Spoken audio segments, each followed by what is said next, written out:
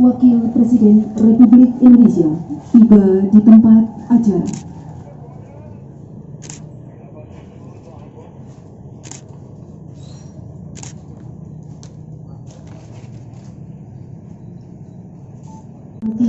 Bupati Subang beserta jajaran Forum Koordinasi Pimpinan Daerah Provinsi Jawa Barat. Yang kami hormati para perwakilan pimpinan kementerian dan lembaga pemerintah non-kementerian, hadirin serta undangan sekalian. Assalamualaikum warahmatullahi wabarakatuh. Salam sejahtera bagi kita semua. Puji dan syukur senantiasa marilah kita panjatkan.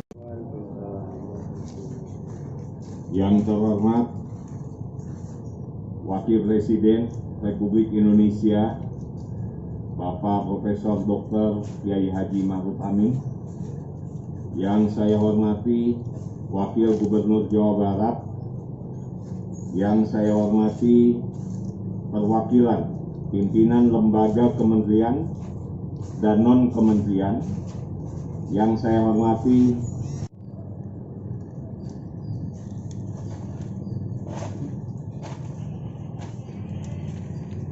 Assalamualaikum warahmatullahi wabarakatuh. Bismillahirrahmanirrahim. Yang saya hormati Bapak Gubernur Jawa Barat, Bupati Subang,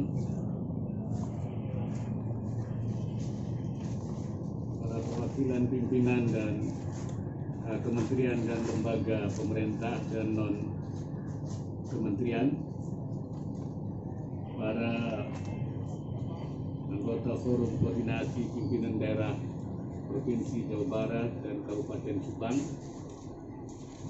para hadirin sekalian yang saya hormati. Kita semua prihatin dengan berbagai musibah, masuk banjir yang melanda berbagai daerah, terutama di Subang ini. Kita memang sebagai negara dengan kategori sangat rawan bencana. Wilayah Negara Kesatuan Republik Indonesia telah ditetapkan PBB dan Bank Dunia sebagai salah satu negara dengan risiko bencana tertinggi di dunia. Hal ini menuntut kita sebagai negara besar yang taat beragama untuk tabah dan sabar, terutama kepada para korban bencana, menghadapi kondisi saat ini dengan tetap melakukan beragam aksi nyata mitigasi bencana dan penanganan pasca bencana. Sejak memasuki awal tahun 2021, telah banyak kejadian bencana alam di beberapa wilayah di Indonesia, seperti bencana gempa bumi di Mamuju dan Majene, Sulawesi Barat, bencana banjir di Kalimantan Selatan dan di Jawa Tengah, serta yang baru saja terjadi di Jawa Barat, khususnya di wilayah Subang ini dan Karawang, bencana banjir yang terjadi pada tanggal 7 Februari, ya Pak Bupati, ya tahun 2021 yang lalu, dan telah menyebabkan sejumlah korban jiwa serta kerusakan dan kerugian material yang tidak sedikit tadi dilaporkan. Setidaknya tercatat 38.000 warga menderita pengungsian akibat banjir. Tentu saja penanganan bencana tidak bisa dikerjakan oleh unsur pemerintah saja, oleh pihak pemerintah saja. Juga diharapkan ikut memberikan peranannya, kontribusinya, yang secara kolaboratif akan sangat menentukan keberhasilan rehabilitasi dan rekonstruksi pasca bencana. Untuk wilayah pasca banjir di Subang dan Karawang, beragam upaya saya lihat sudah dilakukan yang melibatkan unsur pemerintah pusat, pemerintah daerah, termasuk juga pelibatan masyarakat dan relawan, seperti dalam pembangunan posko tanggap darurat, kemudian juga pendistribusian, logistik, evakuasi, pendampingan, dan pembersihan wilayah pasca banjir.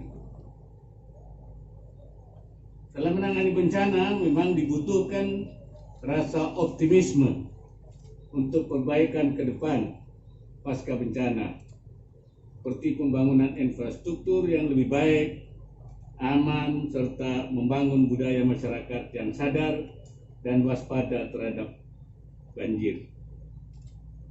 Tadi diminta oleh Pak Bupati, saya minta dari PUPR dan lembaga-lembaga lain yang terkait supaya segera mengambil langkah-langkah sejalan dengan komitmen global yang telah disepakati PBB. Penanganan pasca bencana perlu diterapkan prinsip membangun kondisi pasca bencana yang lebih baik, lebih aman, dan lebih berkelanjutan. Build back better, safer, and more sustainability. Sehubungan dengan itu saya menghimbau, mari kita sama-sama mengupayakan proses penanganan kedaruratan yang bersifat mendesak yang akan dilanjutkan dengan proses pemulihan pasca bencana yang berjangka pendek dan menengah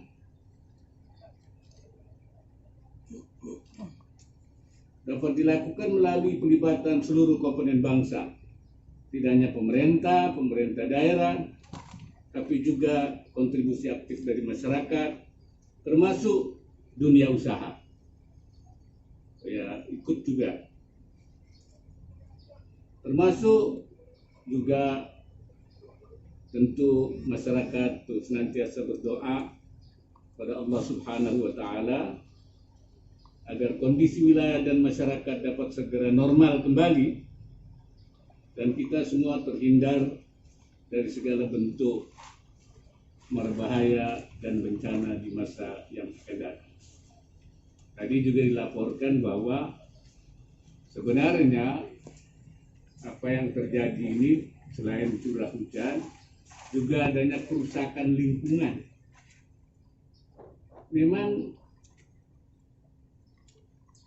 tata aturan Allah Tuhan atau disebut dengan nizam rabbani itu ada dua aturan, yaitu nizam kauni, tata aturan alam semesta, dan nizam tasyri'i, yaitu tata aturan syariah. Dua-duanya ini tidak boleh dilanggar. Apabila dilanggar akan menimbulkan dampak kerusakan. Karena kita melanggar, merusak, tidak menjaga alam dengan baik, maka konsekuensinya juga terjadi kerusakan. Kerusakan itu bisa kerusakan fisik, maddi kalau bahasa ulamanya itu, ada kerusakan non fisik, perilaku ma'nawi namanya. Nah, untuk menjaga ini, Nabi Muhammad SAW itu mengibaratkan kita itu dalam menjaga aturan-aturan itu seperti orang berada dalam satu perahu besar. Ada yang di atas,